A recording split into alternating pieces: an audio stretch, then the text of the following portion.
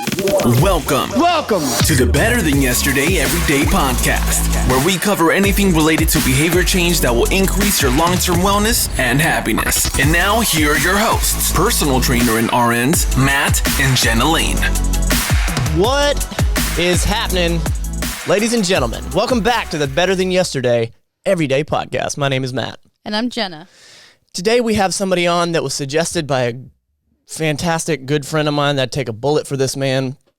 He actually helped build the studio. There's a hole in the middle of this table. If you're watching this on YouTube, he helped me saw a hole in this table. It used to be where we ate dinner, and I talked Jenna into letting us saw a hole in it. So thank you, Casey Crabtree, for helping me build this place. But he wanted me to have on. No, he didn't want me to have on. He said, you need to have him on. Reached out to him and he agreed. I'm very excited to hear about his story. Deuce, he's here in Pensacola. Due to the coronavirus, we wanted to keep social distancing, but I kept putting it off. And I was like, maybe we can get him in the studio. And I'm itching too bad to not have him on. So first of all, Deuce, say, hey, appreciate you being here, man. Hey, I appreciate you having me. Thanks, Matt. You know what? I realized I didn't even ask before the top of the show. What's your last name? How can people find you and all that? Yeah, my last name is Bainbridge. You can find me actually on Lorenzos Dog Training Team.com. Okay. Last name's Bainbridge, first name's Daniel. So when you look for me, you're looking for Daniel Bainbridge. But pretty much anybody that knows me as Deuce. Okay, cool. Awesome. And we're gonna plug all of his information in the description below. If you're new to this podcast, welcome. I appreciate you sliding by. If you're listening to this podcast, we have a YouTube channel. There's a link in the description for this video, the BTYE podcast on YouTube. The show is all about implementing behavior change for your long-term wellness and happiness. Having said that, I was explaining to Deuce before we even hopped on, we want to capture people's stories, and I want to capture people's stories and talk about the behavior change piece, or why is it they went down the road that they went. And so that's what we really want to harp on and talk to him about. And so that's what we're going to do. Jenna, how you feeling over there? Pretty good. Yeah? Yeah. It right now it smells really bad in our studio because of our dogs farting. Yeah. It's unbelievably pertinent to say. If those of you watching, if you see us make weird faces, that's probably why. Well, and at the top of the show, we always hit you with our gratitude point. This gratitude point is something that is supposed to shift your perspective whenever you're down and out, especially right now. Times could always be worse. If you can think of something that shifts your perspective, something that you're grateful for, it really helps. It really, really helps. I'll go first. I shot a video the other day, and it's basically a comparison of before and after. Shot a video a year ago, and then the other day was 1 year to the date. And I realized even then how much patience you have to have whenever you're pursuing something, whenever you're wanting to work on something. So if you're trying to build muscle, it takes time. If you are trying to build a better relationship, it takes time. If you're working on a degree, and I'm grateful to understand that it takes patience. If you can get comfortable and be patient, it happens. If you keep working your ass off and be patient, patience. I can't say it enough. All right, you go. Well, I've been trying to really focus on, rather than my complaints about social distancing and everything being closed, just really thinking about things that I'm grateful for as far as making us slow down and enjoy the things that are always there in front of us, but we kind of take for granted. And one of those things, I think, after gathering the dogs all in here in the studio this morning, is just we've really spent more time with the dogs the last couple of weeks.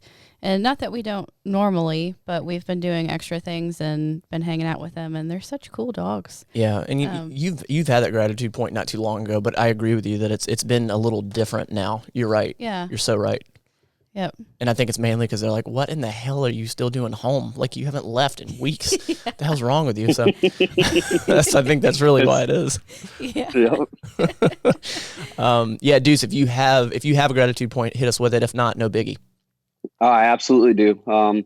Being that I just moved back to Pensacola, living in San Diego for 10 years. Oh, okay. There's a lot of big city movement, and I moved back here, and I got an acre of land to sit on, so I can sit outside and Heck appreciate the nature and watch the animals do what they do, and then take in the serenity of just having some peace and quiet. Mm-hmm. Heck yeah, without a doubt. Yeah, I didn't realize that you just moved back. Yeah, and on that acre of land, you have a zoo over there. You six animals, right? Yeah, it's a whole lot of animals. Right now, I currently have 6 dogs, including my 2. Okay. 2 cats. One of them just had 5 kittens. Okay. Actually, a week ago today. Okay. And then two snakes. Good Lord, man. Okay. Yeah, All right. really do have a zoo. So yeah, and I'm looking to get chickens later, but that's down the road. Oh, you and Jenna, y'all be best friends. Yeah.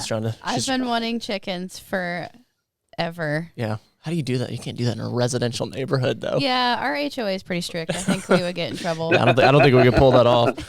Hey, you never know. You might be able to train them to walk around in the house with the dog. That's a good thought. I mean, I don't know. They get pissed. People do that. They get pissed at the rain gutters. So I think clucking in the morning would be. I don't know if they'd be about that life. Right. And hey, how coincidental is this? I think I mentioned something to you. I don't know if we really talked about it, but Craig Kahn.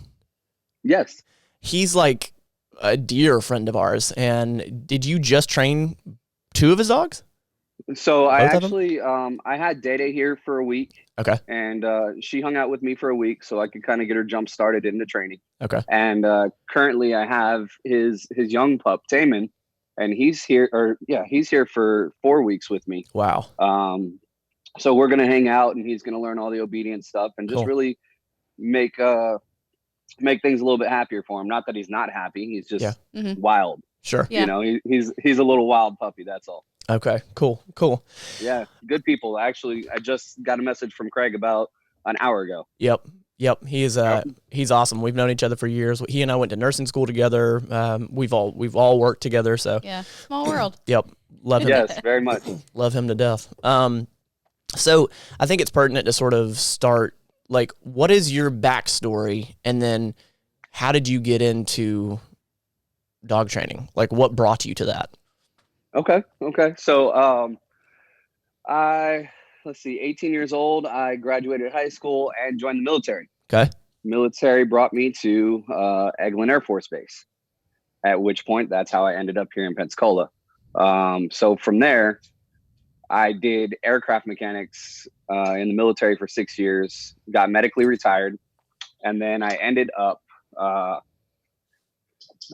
working for a private EMS company, and I've worked on aircraft for 15 years.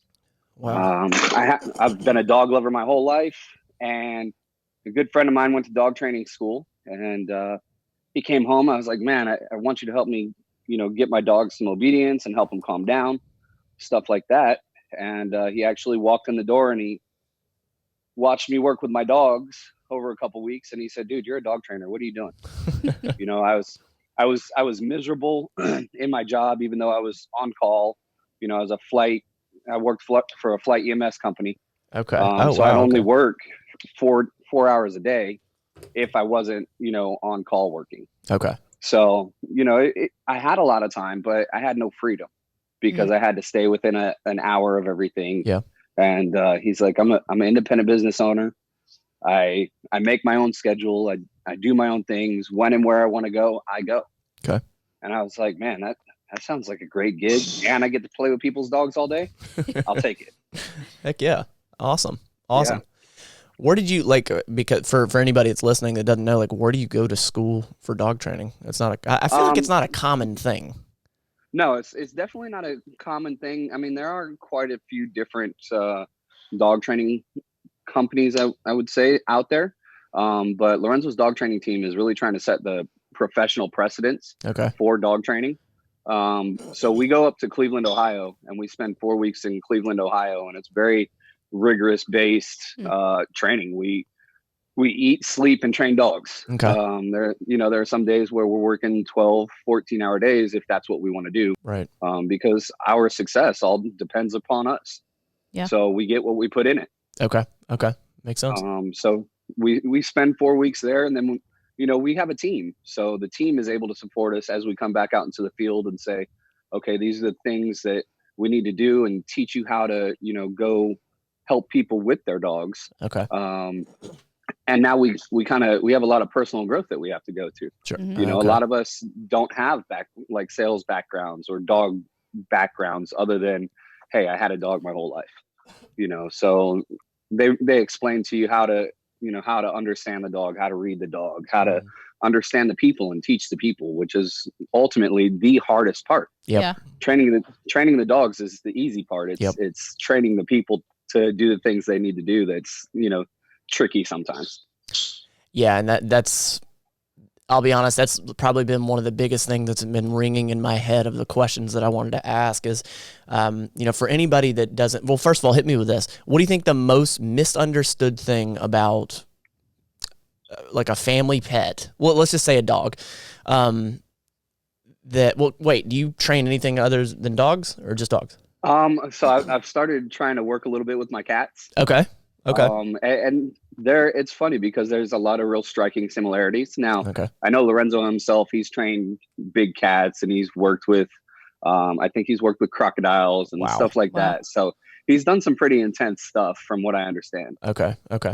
He has a pack of 6 German Shepherd, coyote hybrids that he walks around the training center with. Jesus. He runs with his pack every day. Wow. And they're intense. Wow. When you see this smoke black pack of wolf dogs walk into, you know, a room and they all go lay down and hang out and watch you, you're like, man, it blows you away. That's nuts. What do you think the most misunderstood thing about the family dog, you know, that's coming to you, you know, oh my gosh, you need to fix this. What's the most misunderstood thing? Or maybe something that's like, oh, man, like I wish more people knew that. I think the most misunderstood thing is people want to love all of the problems away. People think that if I love my dog and I caress my dog, that they're going to get better. Really? And yeah, at the end of the day, oftentimes, you know, you have to think like a dog. Mm-hmm. So makes sense. The fact of the matter is that dogs are more wolf-like than they're human-like. Sure. Right. So what happens is people think that their dogs are their children, you know, and they are in a sense, but they're not actual children. So you really have to think outside of how we operate and the nurturing that we use versus the strength that they look for. Okay. So how often is it that it's really the behavior of the owner than it is the dog? Oh man, I would say probably anywhere from 75 to 95% of the time. Wow, Jesus. Yeah. Okay, I knew it was going to be lopsided, but 95%. Yeah. Okay. It's oftentimes it's pretty bad. Okay. What's your favorite breed to work with? Man, that's hard. I fall in love with a new breed every time I work with a new breed. Okay. My personal favorite has always been, I've always been a bully breed guy. Okay. Pit bulls, American bulldogs. I actually took in a Dogo Argentino when I was in San Diego. And they're amazing dogs, real gentle, but really need a strong leader. But like I said, I'm starting to learn to love all of the other breeds. Mm-hmm. And there are certain things about certain dogs that are just amazing. Yeah. You know, you can almost always depend on the lab to be real lovey and happy and ready to work. You know, you can look for the German Shepherd to walk through and have just an abundance of intelligence, you know, and the agility of the Malinois it blows me away. Mm-hmm. Yeah. So a little, you know, as you progress through and you work different dogs, you fall in love every time all over again. I love it. And so you've been training dogs like with your own business now for how long? Since August. August will be 2 years. Okay. Got it. Yeah. So it's been 2 years that I've been an independent business owner. How has that been? One business owner to another? Roller coaster ride. Sometimes it's fucking amazing, and sometimes it just tears your head up. Yeah. Right. You know, because it's all up to you. Yeah. Yeah. You have to get yourself out of bed in the morning, and you have to hold yourself accountable. Yep. And that's tough. Yeah. That's, you know, coming from a military structure background, Mm-hmm. you know, you have people to get in your ass every day. Yeah. Mm-hmm. If you don't get up in the morning, you don't get up in the morning. Yeah. And, you know, that's difficult. Yeah. That's real difficult. That would make sense. Yeah. And you got to wear, it seems like you would need to wear many hats as far as, you know, being the trainer, being the bookkeeper, being the salesperson. Yep. That is a lot, I'm sure. Yeah, it is. It is. And I mean, it's fun, you know. One of the biggest reasons I was miserable working for the EMS company I was working for is because I wasn't allowed to grow. Hey, there you go. This forces me to grow and learn and progress in my life. Hey, get it together. You need to get more organized. Yep. Mm-hmm. You know, hey, you got dogs to train today. They're not going to wait for you to get out of bed. You need to get out of bed. Yeah. And get moving. Yeah. And no, I'm sorry. Go ahead. I cut you off. Go ahead. No. Go ahead. Go ahead. So taking it back a little bit, so were you helicopter flight EMS? Is that what you were? Yep. Now, I sure was. EMT, paramedic. What were you? Are you Mechanic? the mechanic for it? Okay, interesting. Yeah, I was the airframe power plant mechanic. Okay, and had actually tested to get my inspection authorization. that makes more sense. Okay. At which point, you know, there's only 2 of us working on the helicopter. Okay. So, you know, if something goes wrong, it's up to us to figure out what it is, you know. Not to mention, if our helicopters aren't flying, people are dying. Okay. Yeah. Okay. You know, and that carries a real heavy stress load. Yeah. Okay. You know, and if something happens where the helicopter breaks while in flight after you just got done working, it doesn't matter if it's actually your fault or not. The first thing you say is, "Oh my God, what did I do wrong?" Damn. Okay. You know, it's an automatic default. And what'll happen is people will tear you apart, whether it was actually your fault or not. Mm-hmm.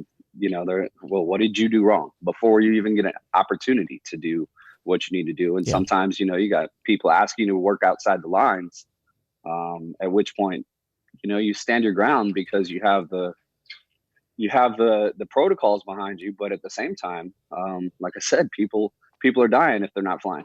Yeah, that's a heavy burden to bear. Damn, that's a hell. Yeah. Like, I'm just sitting here like taking that in, and that's a lot of stress of even if you do everything right, even if you check all the boxes. Damn. Yeah. Mm-hmm. Every time your phone rings, you're like, "Oh shit, what now?" Yeah. And you know, and it's 2:00 in the morning. And they're like, "Well, we got a light out. You need to come change it." So, go ahead. I cut you off. Damn. Sorry. Oh yeah, no, you're good. And you know, sometimes it's an hour drive to go change a light bulb. Jesus. Depending on where you're at, or aircrafts broke down on a helicopter or on a pad on top of a hospital, and now you got to fix that helicopter. Holy hell. So another helicopter can come land on it and drop someone off, or they have to divert and go to a different helipad, different hospital. Okay. So it's always something. Okay. And so that gives me a little more insight to like the stress you had in that role. Do you think that played a fact in you walking away from that role? Absolutely. Yeah. Absolutely. I was, when I left 2 years ago now, I was making $100,000. That was going to be my next question as far as how did that, yeah. Okay. Yeah. I was making $100,000. I was married. My mother-in-law was living with us. I owned my own house in San Diego. So there was a lot of pressure behind it. Mm-hmm. Okay. And I was unhappy at home. I was unhappy at work, and my mindset was just all over the place. Damn. There's the mama cat. Just climbing all over the place. As she wanders through. Absolutely. So, and that was not to, figure out how much you're making, but there's something that hell, even I've struggled with in my life as far as the whole money thing goes to the happiness piece. And, I think, what is wrong with me? Jesus, Corona. So like, it was, I don't know, at least 5 years ago, probably, I think I had more of a stamp in my head that money was related to happiness. I heard the term, I heard the phrase that money doesn't buy you happiness. And I think I verbalized it. I understood that, but until I went through the motions and started making more money and saw no direct correlation with the money rising and happiness not getting any better, and if anything, the happiness getting lower. That was a big aha moment for me. And I was in my head, I've been wondering here, like, again, not to tell us what you make, but there's going to be a difference in income when you're starting out your business in 2 years. So, unless you have the ability to be in 9 places at once, it's tough. It's tough in your first, in the first 5 years, many businesses fall because they can't make it. So good on you for sticking through it. And what has that been like? That switch, that adjustment, has it been tough to make this shift from going and making X amount to whatever you're making now, whether it's better or worse or whatever? Have you seen a direct correlation to your happiness getting better? So yeah, I actually have. And I'll be straight out honest with you. Like I told you at the top of the show, I'm an open book, right? So at my level, I was the top performer for my level last year for the company. Okay. I brought home $35,000 for my first year as an independent business owner. And there's some trainers that, barely made 12,000 in their first year. Yeah. I was going to say, right? Good for you. But I know that by the time I hit 5 years in the business, I'm looking to be making 5 times what I was making when I left. Yeah. Right. And now I'm doing what I love. Now I'm making my own schedules. Yep. Now I can take a vacation for a month and not have to worry about my income because there's residual income coming in at that point. Yep. So it's this mad dash to get past the hard parts, which they tell you when you get there, you get through the first 2 years and you run, it'll pay off. Yep. And that's where I'm at right now. I'm right coming up on that final 2 years, and I got, X amount more dogs to train, and then I can start seeing some residual income coming in. Okay. Hey, how has coronavirus affected business? How's that gone? Man, I'm really lucky. It hasn't. Wow, good. Realistically, that's awesome. I've made a lot of really good relationships with some of the veterinarian clinics in Pensacola. Okay. Big shout out to Animal Hospital Pensacola because they keep me going as far as the clients coming in and helping the dogs out. But that's the good thing about our business is people are home more now. So they see how much of an asshole their dogs are. Wow. Yeah. Okay. That's true.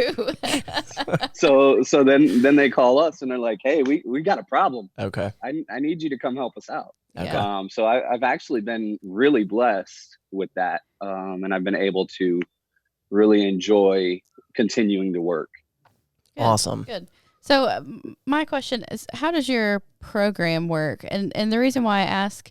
We sent 2 of our 3 dogs to a trainer several years ago, and how his program worked was he kept the dogs for a week, I believe, or maybe a week and a half. Yeah, and then Mike, for the record, Mike Bowen, he did a fantastic job. They were awesome. And it was a lot of training. So he kept the dogs and trained them, and then it was our responsibility to come in and reacclimate them back to us and us learn how to keep up with the dogs. And he was very specific about, this is your responsibility now. If you don't keep up with it, they're not going to retain what they've learned.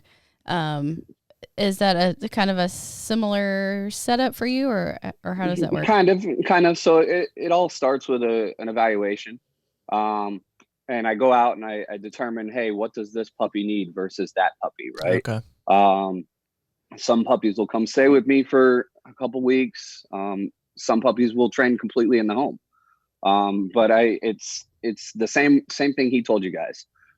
It's entirely up to the clients and the owners to maintain that sphere of influence with their pups. Otherwise, their pups are going to take the lead from them. Right? Mm-hmm. Dogs are dominant by their very basic nature, and if we don't lead strong enough, they're going to take it from us. And at that point, for a client that doesn't keep up with the training. Right. And say I boarded their dog and their dog stayed with me for, however many weeks, works great with me, and then goes home and mom and dad let their pup do whatever they want. Yeah. And they call me back and they're like, hey, Fluffy's doing this. I go back out, I pick up the leash, and all of a sudden Fluffy says, oh, Deuce is back. Let's get to work. Yep. Right. You gotta get that respect and maintain it, and keep that sphere of influence, or they're just going to run off just like a kid. It's so interesting when we go, when we take them for a walk, to what you were just saying, when we hold the leash on the left side, they know when we stop, they stop. It's so, like I think people don't realize how smart dogs are, because like these dogs are literally below us right now, farting, snoring, and I think we joke around and like they're the family pet, they're goofy, they're slobber everywhere. We have 3 American Bulldogs, but when you put them on that leash, something snaps, and I think we forget how smart animals actually are, and the dogs are. They really are. Yeah, they are, and all 3 of them have such different personalities and attentions and intelligence. I think Roman's one of the most intelligent dogs I've ever met. Yeah, for sure. Right. So like you can see his wheels turning when he sees something new. Yeah. And he figures it Absolutely. out so fast. Yep. So, yeah. And it's amazing. Dogs are the 6th smartest animal on the planet. I didn't realize that. Yep. Which is why they do understand so much. They're able to interact with so many different animals. I mean, dogs are one of the only animals that you'll see that it doesn't matter what animal it is that they're interacting with. You'll see one doing it somewhere. Yeah, it's true. Yep. Yeah, these dogs will interact with a leaf. There's a question I always ask in the show, and it's, what is your definition of happiness? There's not a right answer, there's not a wrong answer. It's completely up to you. If you could wrap your head around that, what is that to you? Man, so Lorenzo has this saying that he says all the time, and I'm probably going to mess it up. But happy, healthy, wealthy, charitable, and free. Those really speak to it. Being able to live my own life and enjoy it, and not stress out. Maybe, any of the 7 days on a motorcycle just because I wanted to go ride. Yeah. Those are the type of freedoms that really I could say define some happiness to me, and having loved ones around you to enjoy it with. I love it. Yep. Say it one more time. Happy, healthy, wealthy, charitable, and free. I like it. It ticks a lot of boxes. Yeah, it does. Yes. How long you've been riding? Because that's something that you and Casey share, is that y'all both ride. How long? I've been riding now for 14 years. Oh wow. Okay. 14 years on a street bike. I'd never gotten on any other bike in my life. Had a friend. I was big into the race car scene, and wanted to go fast all the time. And a friend told me, he's like, you won't go faster than on a motorcycle. And he put me on one, and I haven't got off of one since. Kindred spirits, you and Casey, because that's there's something about Casey, and I think that anybody who rides religiously, that is their life. I've asked Casey before, because I had a bike and he sort of took me through the ropes and all that, and then I'm a nurse, so I went to the ICU and literally had people that we could not remove the helmet. So for me, it wasn't my thing after seeing those things. It just wasn't me. But I respect that about Casey. Like I remember asking him one time, I said, like, because he's an idiot on that bike. Oh, I'm just as bad. And I totally believe it, and I respect it, but he's an idiot on it. And this is coming from a healthcare professional, But I asked him one time, I was like, bro, like, what if you go down? Like, what if you die? He's like, dude, that's going to be the best shit ever. He's like, that's the best way for me to die. When he said that, I was like, all right, I get it. I get it now. Yep. And I respect that so much. I really do. So you having that same thing, I respect that about you. Absolutely. So I think of it, it's like the Vikings going to Valhalla, or the Spartans having their glorious day of death. If something happens on the bike, God forbid, everybody else has to lose us. Yeah. But that's the one of the best ways to go. Yeah. as far as we're concerned. And the bike is, it's just freedom. I don't know. I think that's so cool. And the way you just put that, as far as a Spartan's death, that's so a perfect way to put it. But yeah, Go ahead. You got anything? Yeah. Is there anything in this process from transitioning from a day job to being a business owner that you would change? Good question. Man, I don't know. I don't know that I have any real, I wouldn't say regrets, right? But I don't know that I have anything that I would say, let me step outside of the box. There were a couple times when times were tough and I thought about, getting another job. Okay. And put my head down and was like, no, just get back to work. So I don't think I can. I don't think there's anything I can say that I would change. What do you think stopped you from not going and getting that job in that tough time? The thought process of how successful I want to be as a dog trainer. So the confidence you had in yourself. Absolutely. The confidence I had in myself, and the confidence, honestly, that my superiors, if you will, I mean, realistically, they're my business partners. But they are my upline. They're there to coach me. Yeah. But the confidence that they gave me about me and that they had in me, I'm not letting anybody down. I'm not letting myself down. I like it. So the safety of that day job that you could go get, it's not worth it. Not at all. 100%. It's not. There's not a 401k, a dental health plan, a medical plan, none of that stuff that can get me back to a regular 9-to-5 day job with a boss. It's not going to happen. The point you just made, the question that I just asked, I know a lot of people struggle with that. And if you're listening right now, if you're watching, I'd like you to comment and, share your story in that, because that's just such a common thing and a really tough struggle for a lot of people. Mm-hmm. But I think the main point is chasing happiness. Mm-hmm. Putting happiness over the dollar, putting happiness over comfort, putting happiness over being too afraid to grow, and putting yourself in uncomfortable situations. So good on you for doing that.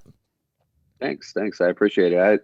I would urge anybody who's even remotely thinking about it, stick to your guns, get after it, find what makes you happy, and don't let it go.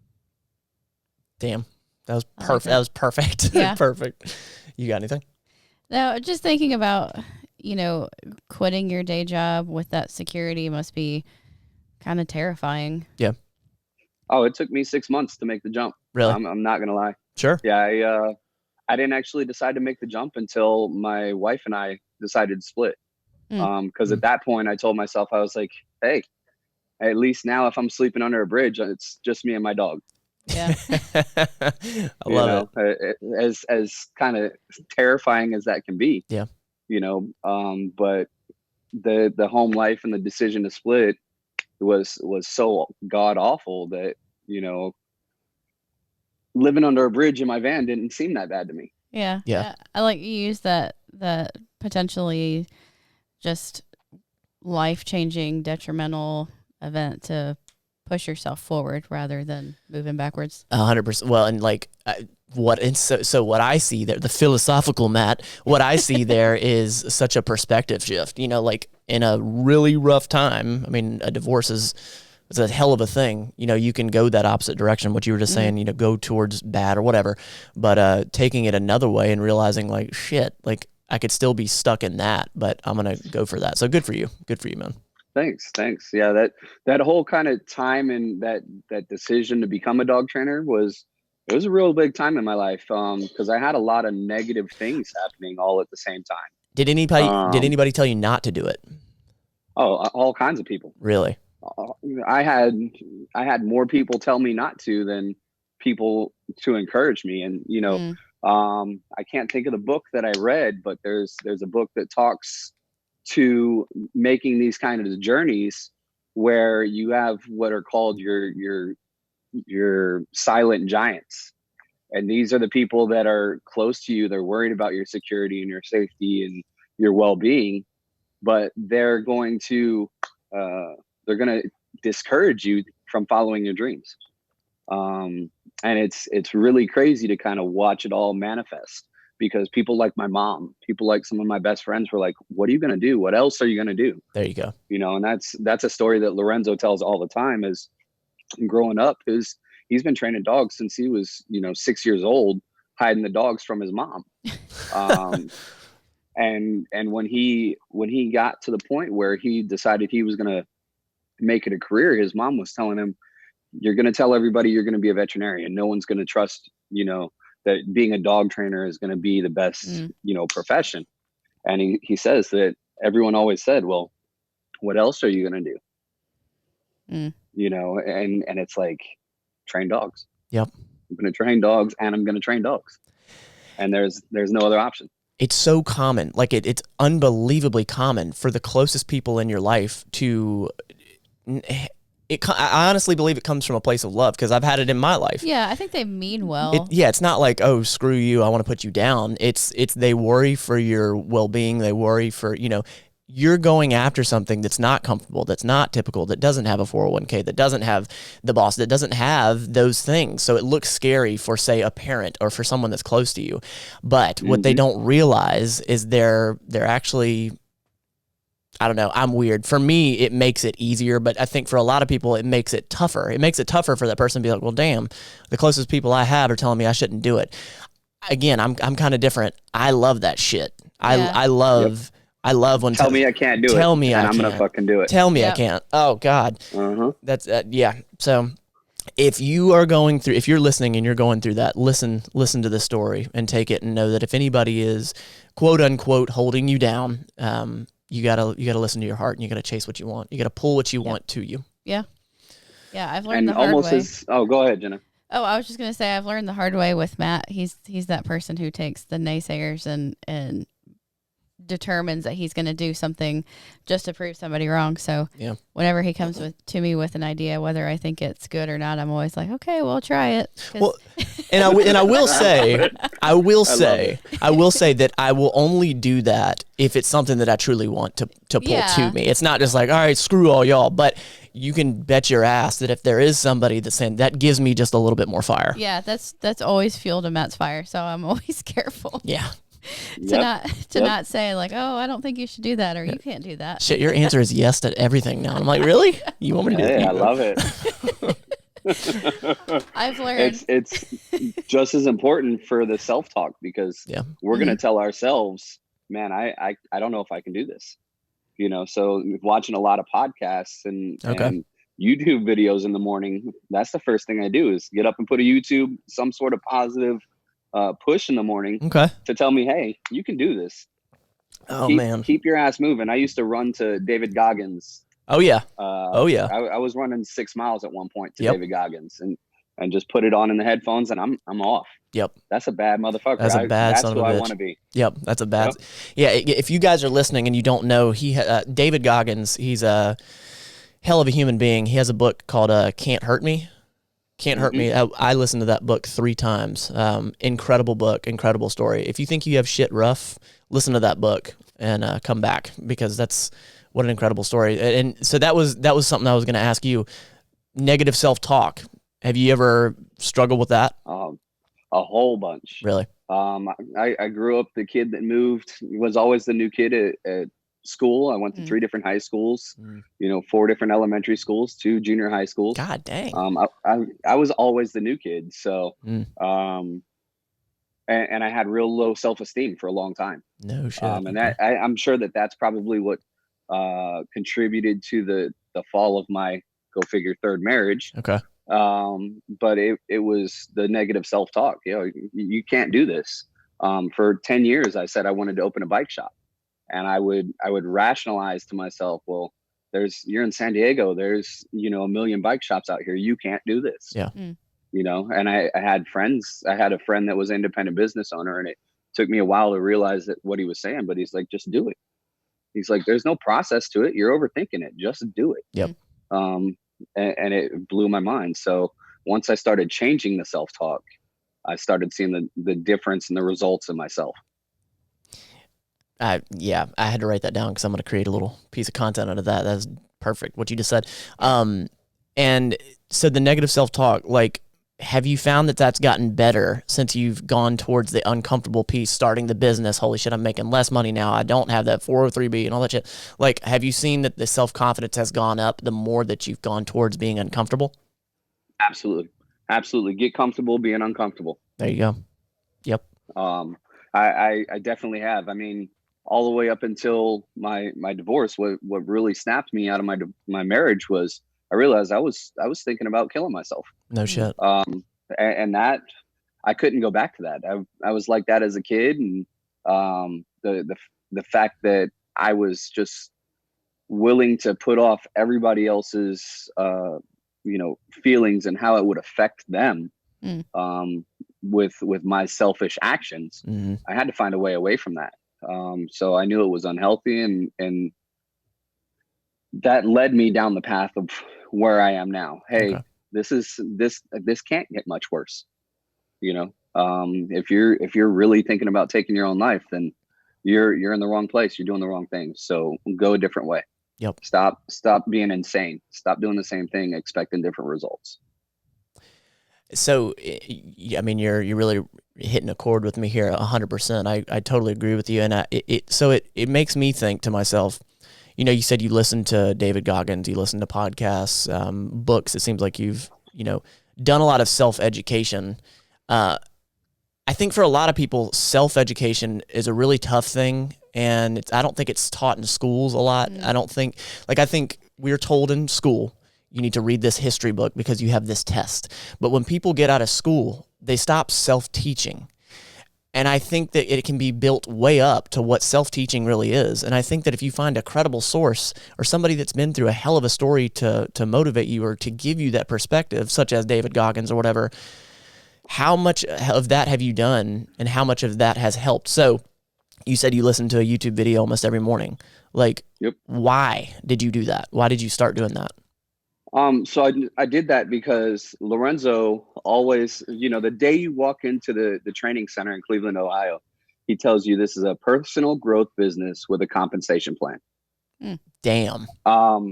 He Wow. drives home, once a month, we have a book that we're looking to read to, self-grow, right? Like this month, it's Who Moved My Cheese, right? So it's all about how can you grow to make your business better? How can you lead your business from the forefront? And it starts with the dogs, right? But then we start leading our teams. And if we lead our teams, now we become successful, monetarily, right? So you have to learn how to lead yourself before you can lead anyone or anything else. Yeah. So realistically, it started with Lorenzo Miller, Emilio Murata, and Siobhan Striggles. So that's my upline. And those are the guys that say, hey, these are the things that you need to do to progress, to grow. And, being coachable is really easy to do if you just put your pride to the side. So, that's what I did. I said, I want to be the best dog trainer that you guys are ever going to see. And I've set my mind to be the dog trainer of the Emerald or of the Gulf Coast. Hell yeah. I want to be known from Mobile to Jacksonville. And the only way I can do that is with other trainers helping me. Hell yeah. Hell yeah. Well, that's awesome. That's awesome. Jenna, you got anything? No, it's been fun listening to your story. Yeah, man. I think the only question, has it been hard moving back here and getting into this market? Is it very saturated with other dog trainers? That's a good question, because California to Pensacola, I mean, what a difference in demographic, but speed of life. I mean, there's just a different atmosphere. So not particularly. I got, like I said, I got really lucky. I have a good friend. Her name is Kat Zan. She works at Animal Hospital, Pensacola. When I became a dog trainer, she told me, she said, we need dog trainers in Pensacola. And I spent a year in San Diego doing it and getting my feet underneath me, learning how to do it. And she and I were talking one day, and she's like, "You're never coming back to Pensacola, are you?" And I just I giggled, and I told her, I said, you get me a list of 10 veterinarians and some contact information, and I'll move. And Nice. within a half an hour, I had that list. Wow. That's awesome. Yeah. Okay. She's really supportive. Yeah. So it worked out really well. And to speak to, coming in and starting the new market, no, not necessarily. I grind a lot. So the fact that I grind a lot, there's no room for failure. There's only room for learning, right? Every time I go into a veterinarian and they're like, no, we're not interested, I sit back and I wonder, okay, how could I have done that better? Same as when I walk into a veterinarian and they're like, man, we'd love to see what you have to offer us and how you can help. Now I go back and I reflect. I'm like, man, what was it that I did in here that made them love me? Because now I'm going to take that and I'm going to utilize that as I walk into the next place. Yep. Responsibility. So you don't I think a lot of people neglect that piece too, is responsibility of like you could walk out of that veterinarian clinic and you're like, well, they're just assholes, or, they're broke. Like, put it back on yourself, and there's no damn excuses. I love that. Well, I like that. None. The successes are just as much of learning experiences as the per se failures. Yep. Absolutely. Yeah. If not more, without a doubt. For sure. Yep. So, if there's in closing, is there anything that you if there anybody that's listening, come on, Matt, spit it the hell out. The audience that's listening, they're trying to grow themselves in some way. Is there anything that you would want to close on, something that you would want to say to somebody that's growing? Oh, man, don't get inside your own head. And part of the growth process is the suck. Yeah. Embrace the suck. Hell yeah. Know that you're going to get out of it. There's waves, there's ups and downs, and Lorenzo says, hold the bar down on the roller coaster. You're on the roller coaster no matter what. Just hold the bar down. Don't fly out. I like that. Yep. That's a good visual. Yeah, it is. I've never heard that. I like it a lot. Well, damn, man, this has been fantastic. We have big mouths. We will tell anyone and everyone who's looking for a trainer. This is going to be, I'll send you all this, and when it comes out and all that. This has been fantastic. I truly appreciate you taking the time to come on and sharing. I mean, you were very transparent. I really appreciate it. Yeah, it's been great hearing your story. I appreciate it. I appreciate you guys having me on. I really was excited to do this, and I'm glad we got to. This is a new level of growth for me, right? Heck yeah, man. Without a doubt. So, well, that's awesome. Guys, if you are feeling squirrely, if you enjoyed this podcast, do us a favor, subscribe to it on YouTube, the BTYE podcast, on iTunes, Spotify, Google Play. It's on every major platform that you can listen to a podcast. We appreciate everyone tuning in. We still have comments coming in on the podcast channel, and your support means the world to us. Thank you so much. I don't think I've mentioned it on this podcast here. If you would like to support this podcast, we've started a Patreon, and I'm going to leave a link in the description below. It's going to help us produce better content, more content on here, the podcast, and the Matt Lane Fitness YouTube channel. We truly, truly appreciate you tuning in every week. I hope everyone is safe, healthy, keep growing, keep pulling what you want to yourself. Be like Deuce. Be like Deuce. Guys, thank you so much. We'll talk to you next week. This has been the Better Than Yesterday Everyday Podcast. We want to thank you for listening and invite you to subscribe to the show as well. And follow Matt Lane Fitness on YouTube. Until next time, you don't have to be perfect. Just be better than yesterday every day. That was awesome. That was really good, man. Yep. Really, really good. Thanks, guys.